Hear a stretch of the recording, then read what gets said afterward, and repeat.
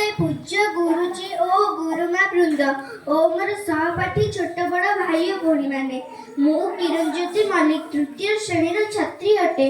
मते आज सभारे किछि कहिबाकू सुजोग मिलिथिबार मु निजको धन्य मन करूअछि। आज 26 जनवरी 2025 मसिया आम देशर 76तम साधारणतंत्र दिवस। 1947 मसीहा अगस्ट 15 तारिख दिन आम देश स्वाधीन होइतिला सत, किंतु आम देश रे सेतेबेले पर्यंत कौनसी नियम कानून संविधान नथिला। तेणु डॉक्टर भीमराव आंबेडकर अध्यक्षतार एक टीम देशर संविधान देखिबा आरंभ करि दैथिले। डॉक्टर भीमराव आंबेडकर सेही महान अवदान दीर्घ 2 वर्ष 11 मास 18 दिन धरी संविधान लेखा चली।